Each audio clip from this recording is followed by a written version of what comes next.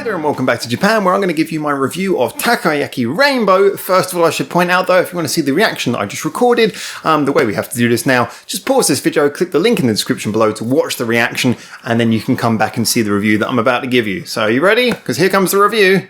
Don't say I didn't warn you. Okay, so who in this room doesn't think that Rainbow Future is a little bit on the catchy side? I don't even think that's the name of the song, like I say, although I might be out kanji'd there by someone who knows better what those kanji mean, but I'm pretty sure that's not the way you'd write Rainbow Future. So anyway, yeah, this was a song that was ironically not actually that catchy. It had a lot of qualities. Catchiness was not one of them. It more had that earwormy quality of the line, Rainbow Future, really gets stuck in your head. I've noticed that in a few seconds since I did the reaction and then I just went to the toilet before coming. You didn't know that, but just to give you an idea of the timescales, I was out of the room for about 2 minutes before I came back to do the review. And in those 2 minutes, it's just been going round and round in my head. Not the song, just that bit, just that line. So it's one of those songs that really knows how to earworm you in a possibly irritating way. However, like I say, this song's got a lot of qualities going for it. Now, as I've pointed out before, I often have a little bit of trouble with these minimalist style, as is the modern trend in a lot of Western music and increasingly in K-pop as well, these sort of minimalist style songs where there's a lot of space with a lot of things not happening and it's just kind of more about the vocals and the drums. Not that I'm against sort of rhythm-based music. I mean, there's a lot of you guys know I enjoy doing, working with a lot of rap music as well, and I wish there was more Japanese rap music to review on this channel too. However, it's just when you do that in pop, it can leave you with a song that feels a bit empty. This was not the case here though. This is one of those few examples where they got it right. The beat was really nice and simple, but in a way that kind of kept you moving. It felt like each kick was very sort of sharp. Each of the kick drums very sharp and bassy. It came in at the right point. So it left a lot of room between the bass was quite open. There wasn't much happening in the bass region for a lot of the time, but when it happened, it had more impact because it felt like, the spaces in between the notes, as they say in jazz, were more important than the actual notes themselves, which is also why I think they went for a very sharp and very quick kick drum sound. It worked. It worked in a way that I think a lot of other songs of a similar ilk tried to achieve and failed to achieve. In the, like I say, its minimalism was more about impact than anything else. So it did that. And it also avoided one of the other major failings of songs, usually of this style. And I will, in this point, draw you to the comparison of that song that I reviewed by Fakey recently. It's the only Fakey song I've heard, so I don't want to judge them as an entire artist, but you guys will probably know it's one of the most negative reviews I've given for a while recently, because just in my opinion, it was minimalist in a way that seemed to be devoid of imagination. And the worst thing is it did that as the hook. And we all know that it's one of the most hated tropes, and yet it still keeps on happening, of songs that build up and then the hook is just something like that.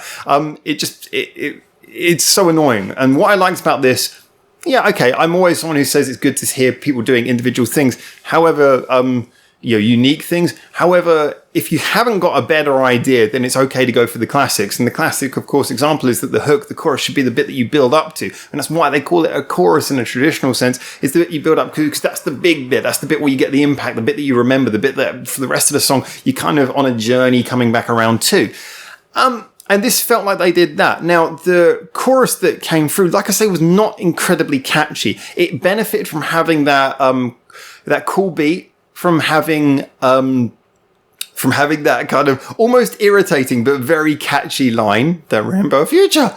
It benefited from those things, but also primarily what it did is, even though, like I say, musically the chorus was not that interesting, it worked because of the fact that in the arrangement, it served its purpose. You'd been built up through this very reduced bit. I mean, the verses are almost too reduced. I mean, it's just kind of like the beat, not much happening. The vocal delivery was kind of slow in a lot of the verse bits, and then it builds up to the rap bit, which again, now you're sort of doing something that works with a reduced beat. Because when you're doing rap, I mean, rap is really good.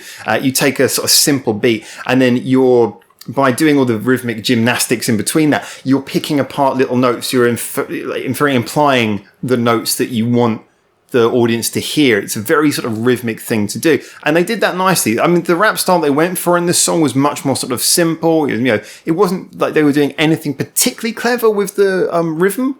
but they were speeding things up, and they were doing enough to keep it feeling sharp and impactful. And each girl had her own sort of voice, which came across.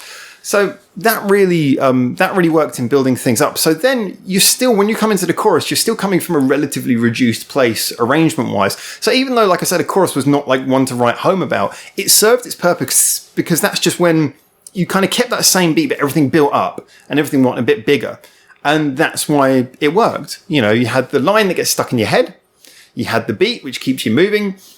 Musically, the chord pattern was not that interesting. There wasn't anything particularly musically interesting that happened. I didn't think the vocal melody was particularly interesting in the chorus, but it had already kind of done enough to make itself work, even if not necessarily be memorable.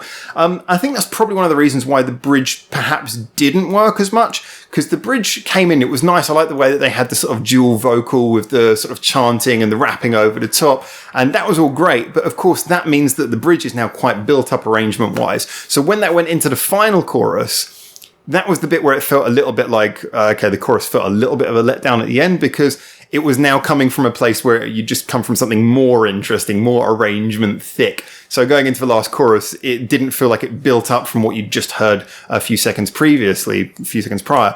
And so you were just kind of left with the awareness that the chorus is not particularly catchy, but it's got that one line that just gets embedded in your head and you have to keep on singing it along or saying it along or whatever you want to call it. But, that's a small criticism. I mean, like I say, this is a style of music that often I have a degree of contention with. I like all styles of music, but some are more difficult to achieve than others. And it's not always the ones that you think are difficult that are difficult. Writing a minimalist pop song is one of the hardest things you can do. Genuinely. I mean, writing a minimalist pop song that actually sounds original and sounds like it has some identity. And this gets pretty damn close.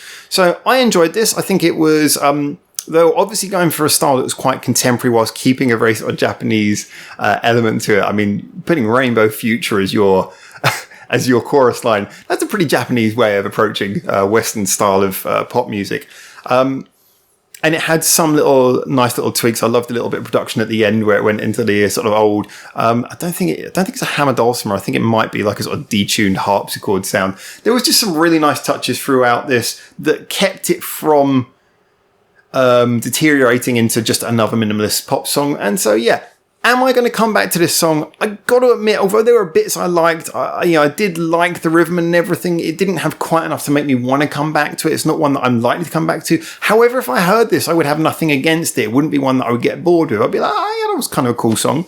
It doesn't have the sort of massive identity of the other song I heard, Money, Money, Money. However, this song is more likely to appeal to more people than I think Money, Money, Money would. I think you can imagine more people getting into this, more of sort of general sort of pop fans who, the sort of pop fans who just like things only because it's pop and basically are not that much into music as a general.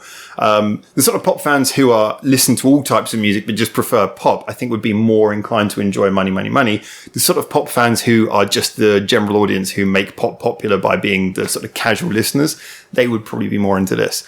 So anyway, as always, get on there and you tell me. Maybe I'm completely wrong. Those are just my opinions on the subjective and the objective. You tell me what your opinion is, because of course the personal opinion is what matters here. I'm just ranting what I think because I've worked in music for my entire adult life, but music, beauty is in the eye of the beholder. Enjoy what you enjoy. So get in there, tell me what you think. As always, leave those comments. If you want to get more involved in the social media and the discussion, there's in the links in the description below to all of our various social medias, as well as the Patreons. Big thank you to our Patreon supporters for keeping the channel alive, as I keep on saying, and it's totally true. But thank you for making it to the end of this video. And until I hopefully see you soon next time in Japan, for now, ciao, ciao.